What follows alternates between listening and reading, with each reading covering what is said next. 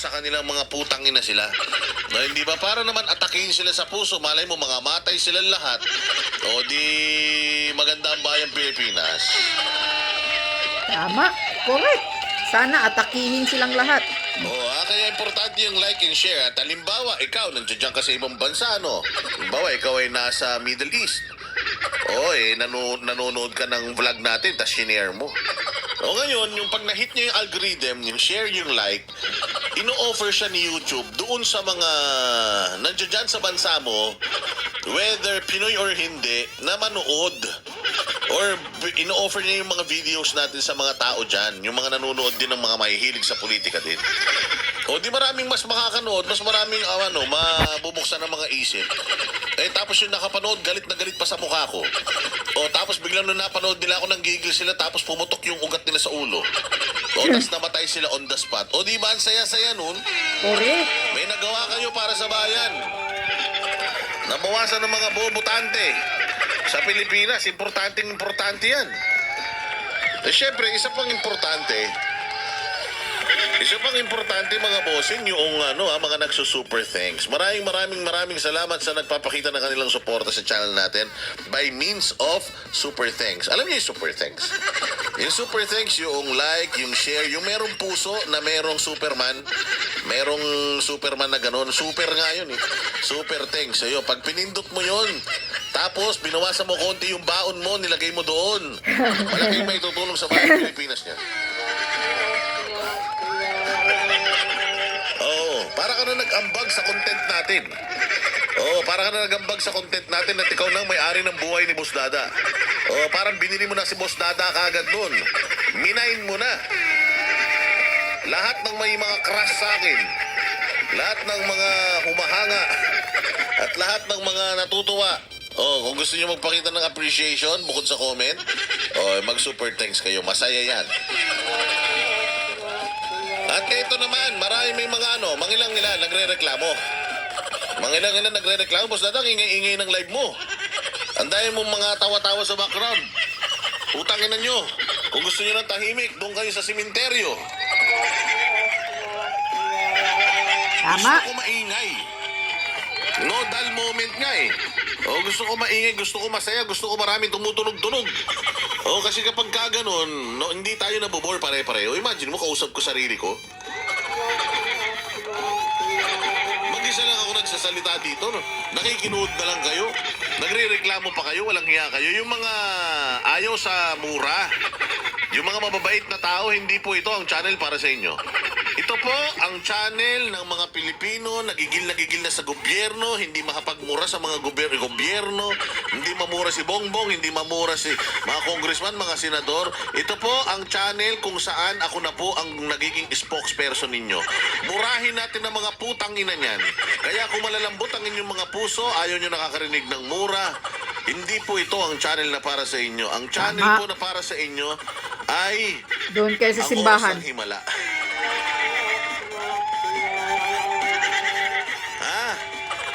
Yung mga ayaw sa maingay, ayaw ng mura. Manood na lang po kayo ng cartoons. Manood kayo ng Dragon Ball Z. Para hindi kayo makarinig ng mura. Alam nyo, sa nangyayari sa bayan natin, sa kakurakungan ng mga taga-gobyerno, sa kabubuhan ng mga nakaupo ngayon, pukin ang ina niyan, kailangan talaga, minumura nating mga hayop na yan. Correct. Ito na lang ang kaya nating gawin, binabawal pa.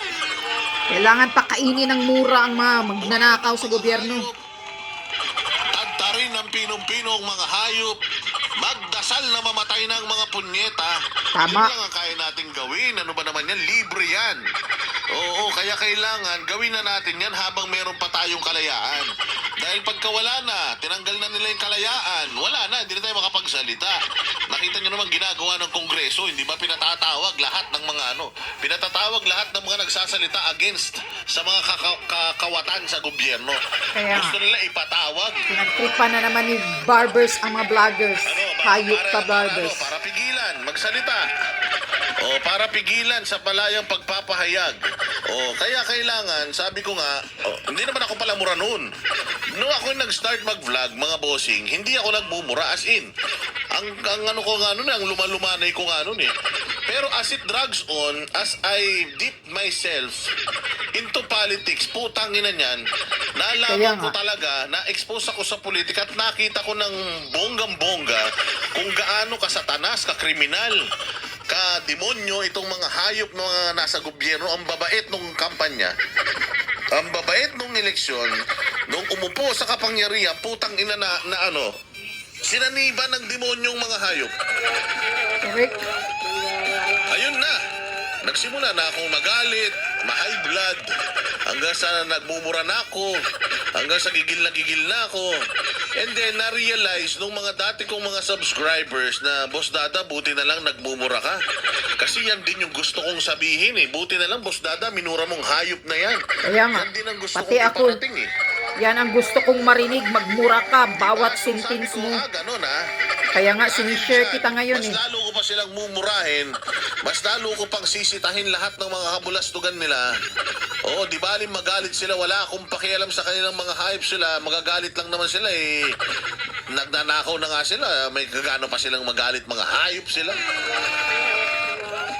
Kaya nga, dapat murahin talaga, pakainin ng mura, oras-oras, Kaya minuto-minuto. Yun ang aking evolution. O, bigla na ako naging ganito. Visit na yan. Dati bait-bait ko. Alam mo, dapat magpapari ako. Magpapari sana ako eh. Kaya lang, hindi na natuloy dahil sa hayop na politika na ito. Nako, ang pari, Busdada, akala mo angel? Mga demonyo din yung karamihang pari dyan. Wag na. Tayo nang yan. Tapos araw-araw makikita mo pa to si ano. Makikita mo pa to si Bongbong Marcos. Puros kabulastugan din ang ginagawa sa bayang Pilipinas. Kupal na ito. O, tangina, saan ka naman makakita? Ganyan ba naman makikita mo? Tanginang yabang-yabang nitong hayop na ito. Tingnan mo. Asahan po ninyo na ang inyong pamahalaan ay laging nandito At at nakikinig sa inyo. Ulul. My God. Putang Ulul. ina mo. Anong nakikinig? Hayop ka? Wala kang ang alam sa bayang Pilipinas kung anong nangyayari. Kaya nga. Hindi mo nga alam, nagigil na sa'yo taong bayan eh. O hindi mo nga alam na ikaw ang ikaw ang pinakapinagtatawanan eh sa lahat ng naging presidente sa Pilipinas. Puta, ito pa matindi ha. Kaya't huwag kayong mahihiya kapag kayo'y may pangangailangan. Sabihan nyo lang itong ating mga LGU ulul. Grabing pangbubulol, manluluko. Pati ako nang gigigil na sa'yo bangag. Pag meron daw kayong kailangan, pumunta lang daw kayo sa LGU. Kaya nga. Gunggong. LGU isa din yan. May kailangan po ako. Sabi po ng presidente, pumunta lang ako sa inyo. Putang ina, anong klaseng ano yan? Anong klaseng utos yan? Gago, hindi nangyayari yan. Putang ina, lukuhin mo lelang mo. Hindi ganyan ang ano. Putang ina, ginagaya mo na naman kasi si Duterte eh. Alam mo, si Duterte ganito siya, anong presidente, no? Kami po ay trabahante ninyo. Ganun si Duterte. Yeah. Hindi kami ang pagsisilbihan ninyo. Kami ang magsisilbi sa inyo. Kaya sa mga Pilipino dyan, kapag nakita nyo na pumunta kayo sa mga ahensya ng gobyerno, pabanjing-banjing ang mga Sampalin nyo. kupal na mga nasa ahensya ng gobyerno na yan, pabanjing-banjing, mabagal kumilos, pasimasimangot, sampalin nyo. Correct. Sabihin nyo, utos ko. Hindi ko makalimutan yan eh. Sabi yan ni Ferrari. Kami ay dapat nagtatrabaho para sa inyo. Sinusweldohan nyo lang kami. Correct. Kaya may karapatan kayong magalit sa mga tamad na mga empleyado ng gobyerno. At ito yung number ko, 888. Lahat ng mga kupal na mga nasa ahensya ng gobyerno magsusungit-sungit. Puta, isumbong nyo sa akin. Tatanggalin ko yan. Pagsasasampalin ko pa yan. Ganun. Bongbong, ganun magbigay ng ano. Ganun magbigay ng instruction. Hindi yung, hindi po kami natutulog ang pamahalaan. Lagi kami nandito, nakikinig sa inyo, putang ina mo. Ang tagal-tagal na nung bigas. Hanggang ngayon, wala pa yung 20 pesos, kupal ka. Tapos ngayon, sasabihin mo, nakikinig ka sa amin, ulul. Nakita mo ba kung gano'n nakamahal ang presyo ng bilihin sa labas, Tolongges ka? Kaya nga, walang alam tong hinayupak na bangag na Marcos na to. Sa'yo ng tao, bongbong. Sabi nga ng tao, magpa-drug test ka na, punyemas ka eh. Oh, hindi Ano nakikinig. sinasabi mo, nakikinig ka sa amin, putang ina ka. Karamihan ng mga Pilipino ngayon nagsasabi magpa-drug test ka na. Dahil para ka na minsan sabog, para ka na zombie. Naglalakad ka na lang. Nang wala ka na sa sarili mo. Kumakaway Di sa ba, hangin. ang gusto na yung mangyari, magpa-drug test ka, anong sabi mo? Hindi naman konektado yan sa public offices, sa public trust. Tarantado ka pala, kala ko ba nakikinig ka?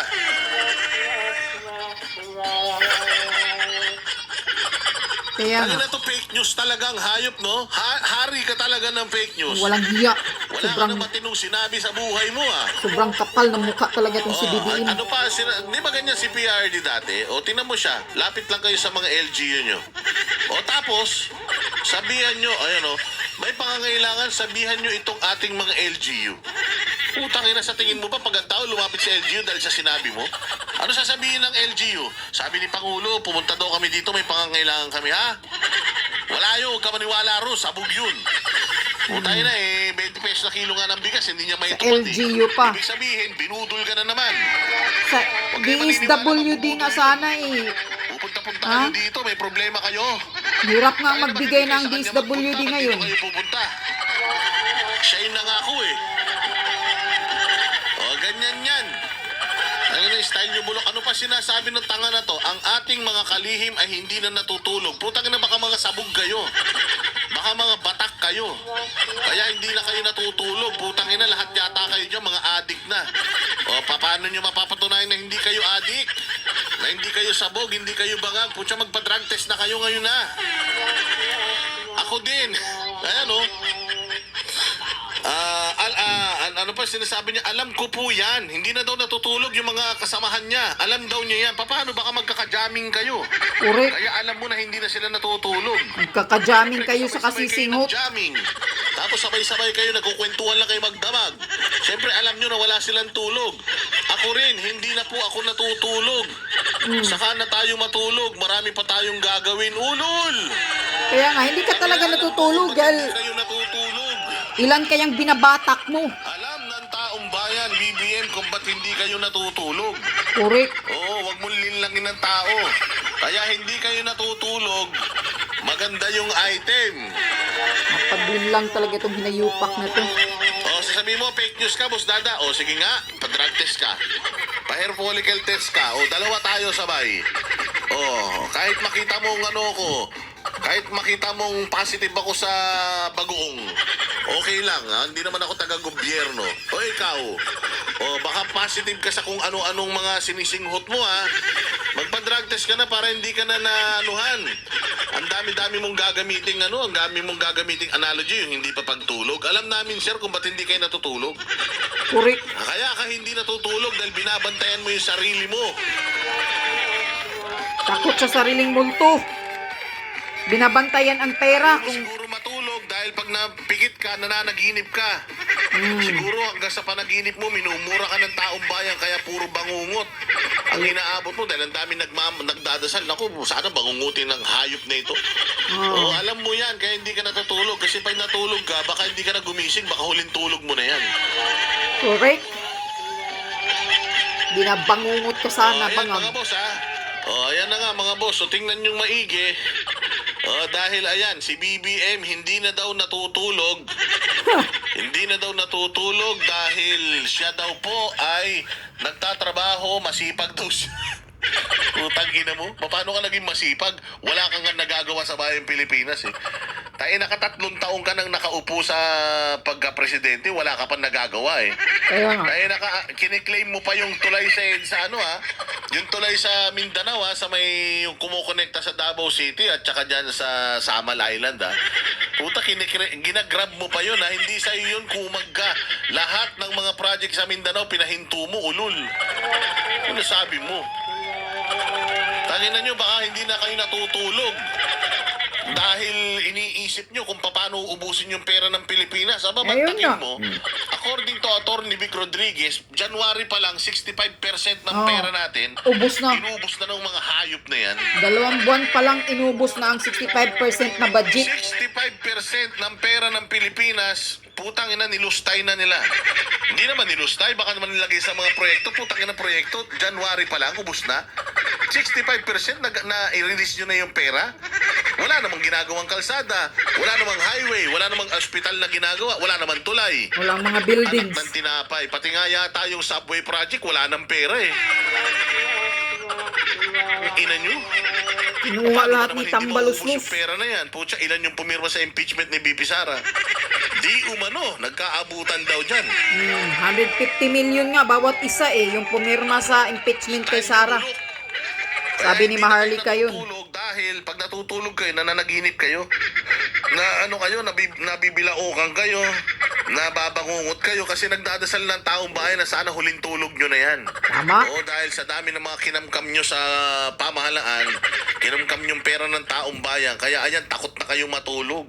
O kung ano-ano ng mga tinitake ninyo para hindi na kayo makatulog. Tapos sa umaga, umaagos yung sipon. Nagpuputi yung ilong. Ito pa ang kanyang isang speech. Diyan sa Iloilo, grabe, sikat na sikat sa Iloilo pala to. Oo, grabe, sobrang sikat nito sa Iloilo. Noong nagpunta siya doon, putang ina, ang tindi. Ayan, pakinggan nyo yung kanyang speech diyan sa Iloilo. Utal-utal. Pasaring si Pangulong Bongbong Marcos sa administrasyon ni dating Pangulong Duterte sa campaign rally ng Alyansa para sa Bagong Pilipinas sa Dumaguete kanina. Puro ka pasaring. Hindi mo kayang diretsuhin. Si Presidente Marcos nga Ay, mali. Si Presidente Duterte nga kaya niyang sabihin kahit araw-araw nasabog ka Kaya nga, durugista, bangag. Ikaw nga hindi mo kayang i-address yun Kaya mong i-address yun? Hindi. Bakit? Paano? If you address it and deny it, you have to undergo drug testing. Ayaw mo magpa-drug test. Paano? Di, Kaya guilty. ayaw magpa-drug test? Anong sagot? Guilty. Kayo na bahala. Ilagay niyo dyan sa comment section. Guilty. Kaya ayaw Pangulong magpa-drug hindi test. dapat maging madugo o umabot sa pagpatay ang pagsugpo ng kriminalidad sa bansa. Oy! Hindi daw dapat maging madugo at umabot sa pagpatay. Ang pagsugpo sa kriminalidad. At mantakin mo tinan mo. Ang mga kriminal, when they commit crimes, they Pumapatay. kill. Correct. Pumapatay sila, dumadanak ang dugo. Tama. Pag hindi nila nakuha ang gusto nila, papatay sila. Pag hindi nila makuha ang gusto nila, ni-rape na nga nila. Tinapon pa nila sa ilog. Binaboy-baboy pa yung katawan. Yung mga snatcher, yung mga holdupper, nakuha na nga yung cellphone, pupukpukin pa ng kahoy sa ulo, sasaksakin pa. Kaya nga. Alam mo ibig sabihin? Tapos itong hindi mga mo patayin kriminal ang na kriminal? pupunta yan, mga matitindi itong mga to. Mga hayop at demonyo halang ang kaluluwa ng mga ito. Correct. At saka ibang klase krimen ngayon. Nakikita nyo yung mga krimen ngayon sa... Ngayon, na- grabe, nakikita nyo kalala. Sa TV. Nakikita nyo yung mga estudyante, walang laman yung tiyan. Mga estudyante, pinapasok sa bahay, pinapatay, wala, yung ginagahasa. Tapos mga nanay, yung lola, putang ina lola, hindi na makakilos, ginasa pa. Yung mga anak, pinagpapapatay dahil sa gutom, lahat sila nagpakamatay. Alam mo, dinali niya lahat ng pamilya niya, asawa, mga anak, tapos nag-courage siya sa sarili niya. Ganun yung mga krimen ngayon, dumadanak ang dugo dahil sa krimen, tapos punyeta ka. Ayaw mong dumanak ang dugo ng mga kriminal. Kaya nga. Gago ka. Bobo ka talaga. Sa tingin mo, yung mga tinan mo, nung nakaraan, ang dami mga nag-hostage. Alam niyo bakit nag-hostage? Dahil sa pera. Dahil sa pera. Dahil sa hirap ng buhay. Putang ina, nung panahon ni PRD, may nag-hostage. Walang nangyayaring ganyan sa panahon ni Putang ina, Tatay pag Digong. nag-hostage ka, you're as good as dead. Kung matatandaan mo, merong isang si Finish na, alam niyo si Finish na? Yung isang nag-viral na video. Isang lalaki na si Pinoy pa presidente, pero nagdeklara na si PRRD na siya ay tatakbo sa pagka-presidente. Anong ginawa nung lalaki na yun? Nanggahasa na siya. Nanggahasa na siya. Sabi niya, kasi ako pag nakakainom ako, pag sabog ako at saka lasing ako, nanghahanap talaga ako ng babae. Oo, nanghahanap talaga ako ng babae. Yun talaga bisyo ko to. Kaya ginawa ko na ngayon. Kasi, pag si Presidente Duterte na, or si Duterte na presidente, wala na, finish na. Duguan pa siya nung sinasabi niya yun, ha? Ganun ang takot ng mga kriminal kay Duterte. Hindi pa nga Ngayon, kaupo, puta, takot na hindi eh. matatakot ang kriminal. Mga drug addict, hindi pa Bakit? nakaupo. Tsaka ganito ang Si statement PRRD, ng nag-surrender na. Walang dugong dadanak. Hindi sa katulad pagsukpo ngayon, ng krimen. binibibi Putang ng ina mga niyan. hinayupak ang So, kriminal. kung ako, gagawa ako ng krimen, puta, ibibaby pa ako nito. Baka Kaya nga. pulbusan pa likod ko. Suklayan pa ako nito kahit wala akong buhok. Baka masahihin pa ako nitong gonggong na ito. So, ganun niya itrato ang mga kriminal sa Pilipinas. No wonder, puro kayo mga kriminal. Correct. Puro durugista. Tama, mali. Durugista ang leader, durugista Tama, tanan. mali. Lahat. Di ba? Saan ka makakita? Tangina yung mga drugs na nahuhuli nila. Ilan na tonelada drugs na nahuli nila? Putangina kahit isang drug lord, wala sila nahuhuli. Wala sila nahuhuli. Nakahuli sa warehouse ng tone-toneladang bigas na tone-toneladang bigas na smuggled. Asan yung may-ari nung Nasaan yung bigas? smuggler? Yung may-ari? Wala. Nakahuli sila tone-toneladang shabu. Asan na yung pulis na nasangkot doon? Putang ina, wala na, nagtago na. Nakahuli sila ng tonelada dyan sa Alitagtag. Puta, nasa na yung driver? Walang Wala nangyari. na. Tahimik na nga ngayon ang alitagtag na yan eh. May nakahuli pa sila, tonelada sa Baguio. Asan yung drug lord? Wala. Puta na, si Kerwin Espinosa, drug lord, nakalabas. Si Mabilog, drug lord daw na mayor. May kaso ng korupsyon sa COA. Meron ng perpetual disqualification. Binigyan ng executive clemency ng buwakan ng ina. Kaya nga, tangina ka talaga bangag. O, kita nyo ginagawa sa bayang Pilipinas ng ulul na yan. Tingnan nyo ginagawa sa Pilipino ng mga tarantado na yan. Gusto nilang maubos sa mga Pilipino, maging kriminal lahat. Kaya pinahihirap nila ng pinahihirap ang Pilipinas para lahat ng Pilipino kumapit sa patalim, lahat ng Pilipino gumawa ng masama. Pagtapos ng termino nila, putang ina, lahat ng Pilipino kriminal na.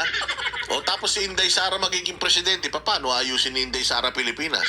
Taina, mas sanay na yung mga taong kumita ng mas mabilis dahil sa pagnanakaw kaysa magtrabaho. Kaya nga. Yan ang problema sa'yo, Bongbong. Yan ang hindi mo alam.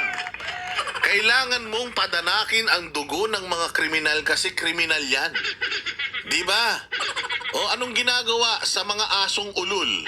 Anong ginagawa sa mga asong nagkarabis? Di ba? Pinapatay na. Dapat ganyan ang gawin sa mga kriminal, lalo na sa mga rapist at mga mandarambong sa Pilipinas, pati mga congressman, senador, isama mo na. Dapat nangangamatay lahat ang mga yan. Wala nang iba, hindi na binibigyan ng second chance yan. Ang aso ay mananatiling aso kahit damitan mo ng damit ng tupa. Ang ahas ay ahas. O hindi ba may kwento nga patungkol dun sa lumberjack. Alam niyo yung lumberjack? Merong isang ahas na daganan siya ng puno. So yung ahas na yun humingi ng tulong. Sabi nung ahas, dumaan yung oso, tulungan mo ako. Oso, sabi nung oso, nek-nek mo, ahas ka eh. Di kita tutulungan. Dumaan yung aso, ganun din. Ahas ka, di kita tutulungan. Dumaan yung yung pinakamabait na kwala. Oso, oy, kwala, tulungan mo. Ayoko, hindi ka naman mabait. Ahas ka eh. Hindi nga, hindi kita tutuklawin, promise. Hindi, ayoko, ahas ka eh. Dumaan yung elepante. Ang lakas ng elepante, kaya niyang sipain yung puno na kadagan doon sa ahas eh. Elepante, malakas ka naman, tanggalin mo yung puno. Tulungan mo ko. Ay, ayoko tulungan, tutuklawin mo ko eh. Hindi kita tutuklawin, hindi ka tutuklawin mo ka ba? Ahas ka eh, di mo ako tutuklawin, nek mo. So, alis yung dumating yung lumberjack. Yung nagpuputol ng mga puno. Lumberjack, tulungan mo ako. Mamamatay na ako. Sabi, ayoko, ahas ka. Manunuklaw ka, ano ka? Hindi ako manunuklaw, tutulungan mo na nga ako, manunuklaw pa ako. Talaga ba? Oo, promise. Sigurado ka, ha? Hindi mo ko tutuklawin, ha? Oo, hindi kita tutuklawin. O, anong ginawa ni Lumberjack? Ninano niyang gano'n. Lumberjack, ang sakit ng katawan ko. Nanginginig ako, ang lamig. No, ilagay mo ako sa mga palad mo. Nilagay niya sa palad niya na ganyan. Oh, hindi mo ko tutuklawin. Hindi, giniginaw nga ako eh. Sabi nung ahas, wait lang, kulang. Ilagay mo ako sa bulsa mo, mas mainit dun sa bulsa mo. Ilagay mo ako dun, bilis, nangihina na ako. Baka naman tuklawin mo ko eh, ilalagay kita sa bulsa ko. Hindi nga, tinulungan mo na nga ako eh. O ayun, nilagay niya sa bulsa niya. Alam niyo ginawa, alam niyo nangyari? Putang ina, tinuklaw siya nung ahas. My O God. ngayon, sabi niya, hayop kang ahas ka. Putang ina mo ka. Ahas ka talaga. Putang ina ka, tinuklaw mo ko. Matapos kitang tinulungan, visit ka. O sasabihin nung ahas, tarantado ka pala eh. Alam mo na nga ang ahas ako eh. Ano ba nature ng ahas? Tumuklaw. Oh, yun. Putang ina niyan. So matutuklaw ka talaga at Ganyan ang nature ni Bongbong Marcos. Ahas nga eh. Nagpaawa si Bongbong. Kawawa kami, inaapi kami. Oo. Ng mga dilawang tae. Ginagawa kami mga kriminal. Hindi Maawa na kayo pinapansin sa ng mga dilawang kahit sino. Wala nang Eto pumapansin naman sa tong Marcos mga noon. O sige, palibing Duterte natin yung ang tatay. nagbago sa buhay Sa nila. libingan ng mga bayani, kahit magalit sila sa akin, okay lang. Kaya nga. It's long overdue. Sige, tulungan natin sila. Tulungan mo kami makabalik sa kapangyarihan. Tinulungan, sige, BP Sara, takbo Vice President. Tulungan natin yung mga gago na yan. Tinulungan. O anong nangyari? Tinuklaw. Matapos mong tulungan, matapos mong bigyan ng aruga, matapos mong bigyan ng pagpapahalaga, puta, anong ginawa nila kay BP Sara? Anong ginawa nila kay Pastor Apollo Kibuloy? Anong ginagawa nila kay Duterte? Anong ginagawa nila sa Pilipinas? Tinuklaw tayong lahat eh. Kasi ang isang ahas ay mananatiling ahas. Kahit Correct. ano pang gawin mo, ahas yan. Ang nature niyan, manunuklaw. Kung ang isang vampira, pagbabantayin mo sa blood bank, puta bukas, ubos na yung dugo. Hinigop na lahat ng putang ina niyan. O kaya etong kumag na ito, kayo nang bahala. Kung ano sa tingin nyo itong tao na to, bakit ganito ginagawa sa bayang Pilipinas. Pantakin mo ha, pamilya niya, binigyan mo na ng pag-asa, binigyan mo na ng pagkakataon, ma-redeem yung mga sarili nila. Kaya nga, Utang makabalik. ito pag ginagawa sa bayan. Lahat ng pera inuubos ng mga hayop. Wala na nga silang pakialam eh. Tinuklaw, pati yung Nag-ano nga sila eh. tulong sa kanila. Naghihiganti eh. Natulong sa kanila si Pastor Apollo Kibuloy, ang dami na itulong. Tinuklaw. Putang ina, binalasubas. Correct. Binalahura. Putang ina niya, sinisiraan pa niya. Samantalang ang takaw-takaw ng putang ina. Lahat ng mga pagkain inihain sa kanya, nilamon niya. Lahat ng perang inoffer sa kanya para sa kampanya, kinamkam niya. Pati yung mga pera na para sa mga pagsasaayos ng mga debate, inano niya. Kaya nga, Kumbaga, kinamkam na, ni-utilize pati niya. si Lisa Buto Tapos daw. pagkatapos, anong ginawa? Putsang ina, 16 days. Yung mga pulis, mirarak yung simbahan, naghukay, binalasubas ang simbahan. O, ganyan yung tao na yan. Tarantado yan. Sagad sa kahayupan ang pamilya na yan. Buong pamilya yan. Putang ina, walang mabait sa mga yan. Lahat yan mga demonyo. O, diretso. Sa halip, dapat daw na bumuo ng batas para rito at maayos itong maipatupad ng pulisya at ng lokal na opisyal ng gobyerno. Pinunto rin ni PBBM na hindi kailangang umasa ng bansa sa Pogo.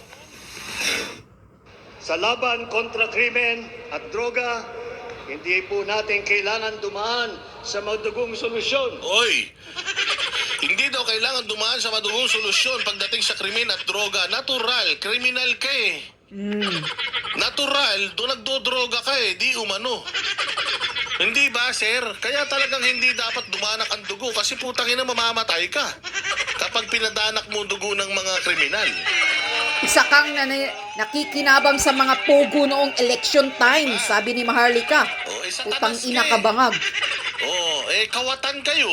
Oo. Di umano. Oh. Mga kawatan. Putsang ina, talagang bati-bati kayo ng mga kriminal. Nung dumating ka, lahat ng kriminal, puta, party-party. Sabi ko nga sa inyo, yung kalsada, dati tayo may-ari. Nung Pangulong Duterte ang nakaupo, si Duterte ang may-ari ng kalsada. Binalik ni Duterte ang kalsada sa mga Pilipino. Sa mga Kahit madaling matitino. araw, naglalakad ka, walang mangyayari sa'yo masama. Pero ngayon, subukan yung gawin nyo. Putang ina niyan. Kahit araw nga delikado. Binalik ni Bongbong Marcos yung mga kalsada natin sa mga kriminal. Correct. Oo, tayong mga nagbabayad ng buwis, dapat sinusuportahan, pinoprotektahan ng pulis. Puta, wala na. Ultimong pulis, mga kriminal na. Tama. Yun ang pinakamasaklap sa bayang Pilipinas. Wala po kaming paniniwala na kailangan pong pumatay ng libo-libong Pilipino para mabigyan ng solusyon itong problema na ito. Tanga, hindi mo napapatayin yung libo-libong Pilipino. Pero kung libo-libong kriminal yung papatayin mo, kahit Pilipino pa yan, dapat mamatay yan, Bongbong, katulad mo.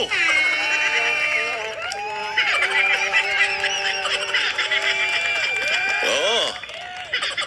Dapat talaga yung mga kriminal mamatay. Ano yung sinasabi mo hindi dapat mamatay yan? Dapat mamatay yan kung libo-libong mga kriminal yan. Anong sabi ni Bato de la Rosa? Ang aking mga kamay, kung mabahiran man ito ng dugo ng mga kriminal, I Tama. will be proud. Kasi trabaho ko yan. Kriminal yung pinatay ko. Oh, pero kung papatay ka ng mga inosente, tanga. Tatay mo lang ang gumagawa nun. Kaya nga, yung ama mo, ang daming kaso sa human rights. Hanggang ngayon. Baka nakalimutan mo, nanggaling ka sa tamod ni Marcos Sr. Si Marcos Sr. ang madaming pinapatay na mga inosenteng mga aktivista. Sinusunod niya na nga ngayon eh. Ha? Kinokontrol na tayo eh. Linis-linis nyo. Tanginan nyo, kayo ang pinakamaduming political family sa Pilipinas. Mga hayop kayo. May tamang